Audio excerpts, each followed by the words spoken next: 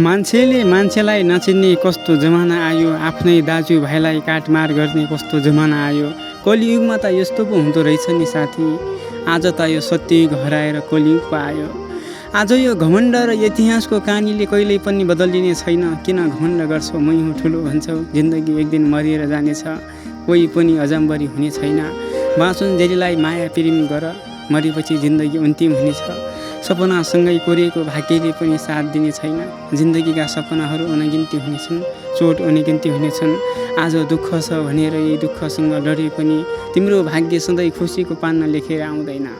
कोही दुःख र सुखसँग लडेको भाग्य सपनासँग खोजेर आउँदैन।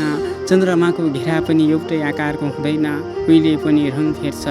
जिन्दगीको जुनको तारा उज्यालो कहाँ हुन्थ्यो र उही बादलले छेकेपछि आफ्नैले पनि घात गरे। आज जिन्दगीमा उही आँसुको ढिका झरेपछि। मैले त सबैलाई माया गरेँ, सबैलाई प्रेरणा गरेँ, तर आफ्नो भन्ने कोही हुँदो रहन्छ जिन्दगीको बाजा कोरेपछि। मैले त दुःखसँग लडे पनि सपनाको बाटो कोरेको थिएँ। भाग्यले जिन्दगीले घाउ दियो होला, यो सपना त आफैले कोरेको थिएँ। मैले त सबैलाई आफन्त भनेर पनि यही साथ हिँडेको मान्छे, तर आज आफ्नैलाई घात गरिदिए। जिन्दगीमा यही त रहेछ। मैले सबैलाई माया गरेर पनि कसैले मेरो मायाको अमूल्य चिन्न सकेन। मैले त कसैलाई पनि दुःख दिएको छैन यो जिन्दगीमा, कसैले यो प्रेरणा चिन्न सकेन। आज यो जिन्दगीमा दुःख भए पनि एक्लै लडेको छु, सपना एक दिन अवश्य पुरा होला भन्दै।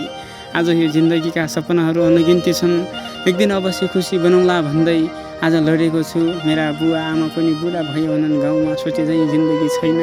आज यो परदेशको ठाउँमा जस्तो भए पनि दुःख काटेको छु, बाध्यता छ, यो जिन्दगीसँग लडेको छु। यो भन्दै मेरा बुवा आमाका गाला चाउरी परेँ, यो जिन्दगी त सोचेर हिँडेको छु। भाग्यका सपना खेलहरू यस्तै रहेछन्, जिन्दगीमा लेखेको जोसो त्यो भोग्नै पर्दो रहेछ। सपना कहाँबाट कहाँ गयो, जिन्दगी त यस्तै रहेछ।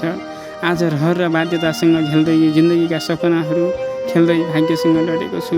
एक दिन अवश्य सफलता होला भन्दै लडेको छु।